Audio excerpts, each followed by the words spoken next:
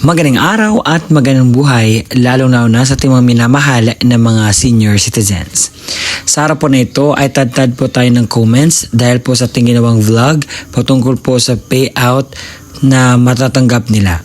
At ito po ang kanilang comment. Kailan po ba ang payout sa CDO? Patag? How about Cagayan de Oro po? Kailan mag-payout? Bakit dito sa Antipolo ay wala pa? Kailan ba dito? Sa Cagayan de Oro, Patag, kailan po ba? Meron po marami pong nagtatanong yung payout dito. At sa araw po na ito ay hayaan nyo po kung i-mention ang lahat ng lugar. Attention sa lahat ng mga senior citizens. May payout releasing na, payout schedule sa February 23, 2026. Alamin natin ang buong detalye sa balitang ito. Ang makukuha ninyong content ngayong araw o impormasyon ngayong araw, ang mga lugar kung saan may magaganap na payout sa social pension for indigent senior citizens. Pangalawa, saan po ba magaganap ang mga payout? Ano po ba ang mga oras sa inyong pagpunta doon, mga requirements at dagdag alaman patungkol po dito. Kung gusto mo agad itong content, inaanyahan kita na tapusin mo ang video na ito hanggang sa dulo. At kung gusto mo na tulungan ang channel ko na ito na mag-grow, just help me by just subscribing it.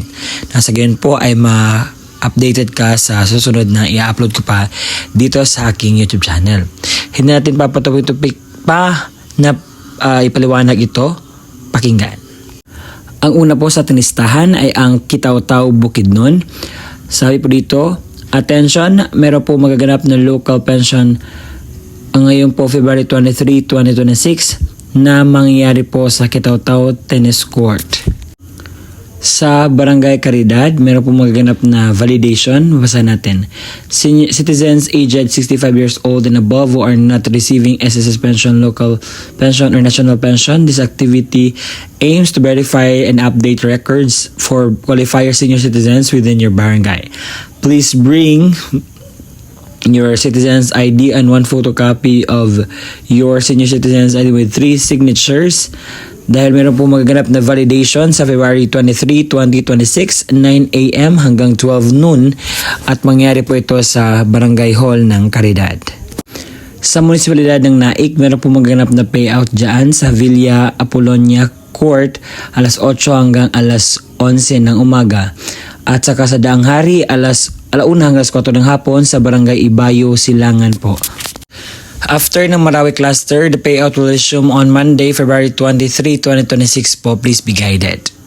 Sa senior citizens ng Inawayan, Kawayan, Negros Occidental, meron po magaganap na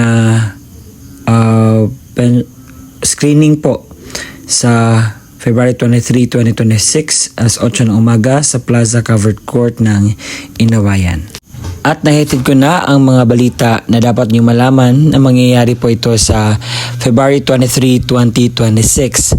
At sa mga natatanong, sir, bakit wala po ang aming lugar dyan? Ano yung dapat namin gawin para malaman ang payout sa social pension for indigent senior citizens?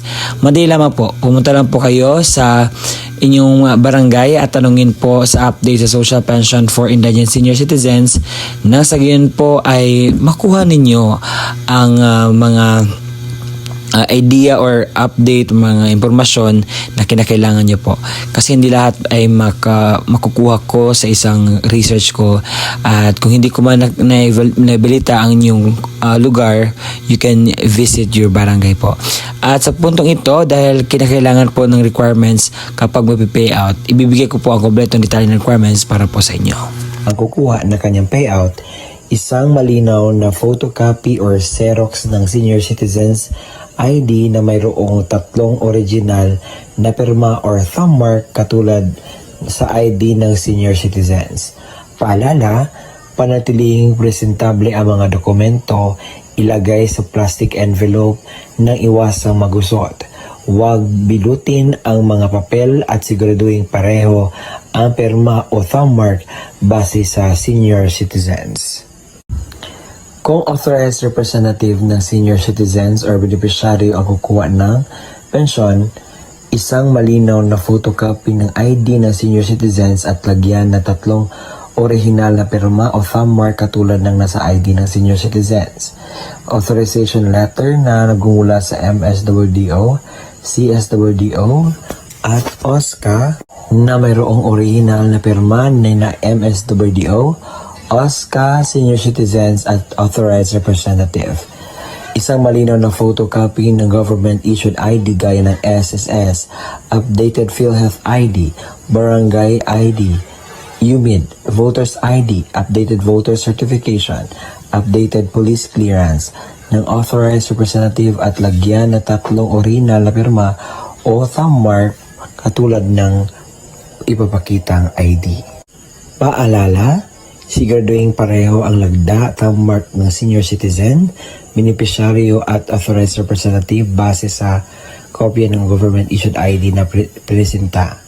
Kompletuhin ang mga hinihinging lagda, thumb mark sa authorized letter, iwasang magusot at huwag bilutin ang mga dokumento. Kung namatay na ang beneficiaryo, isang malinaw na Xerox ng ID ng pensioners, warranty letter na nagmula sa MSWDO, CSWDO o OSCA na may pirma ng MSWDO, Xerox ng death certificate ng beneficiaryo na mayroong serial number, isang malinaw na photocopy ng government-issued ID gaya ng SSS, updated PhilHealth ID, updated Barangay ID, UMID Voters ID, updated voter certification, at updated police clearance ng authorized representative at lagyan na 3 original na pirma o thumb mark katulad ng pinapakitang ID. Paalala, kompletuhin ang mga hinihinging lagda o thumb mark sa warranty letter at iwasang maggusot at huwag bilutin ang mga dokumento. Kung wala ang death certificate, kinakailangan ng certificate mula sa MSWDO, CSWDO na nakasaad ng pagpatunay na ang beneficiaryo ay patay na at kasalukuyan inasikaso ang death certificate. Huwag kalimutan magdala ng inyong ballpen na itim, payong at saka tubig. At kung meron na doon na po kayo sa payout, kinakailangan niyo pong gawin ito. Kinakailangan kumain muna kayo before pupunta sa payout. Magdala ng sariling ballpen, inumin at gamot kung kinakailangan. Baka pagdating po doon ay medyo mas ready tayo para maiwasan natin ang mga darating pang mga sakuna. At ang gagawin niyo po is magpila po, sumunod sa mga alituntunin ng payout. At yun po. At yun po ang kumpletong detalye na ating nalalaman ngayon. Maraming salamat po sa walang sawang pagsusuporta, panonood po sa ating mga ina-upload na vlogs. Umabot na po tayo sa 70,000 subscribers. Maraming salamat po. And God bless us all. Gawin natin 100K. Kaya ba? Salamat. Maraming salamat po sa panonood at nasanay nakatulong ako sa inyong araw at huwag kalimutang isubscribe ang aking YouTube channel. Hanggang sa muli nating pagkikita. Bye-bye!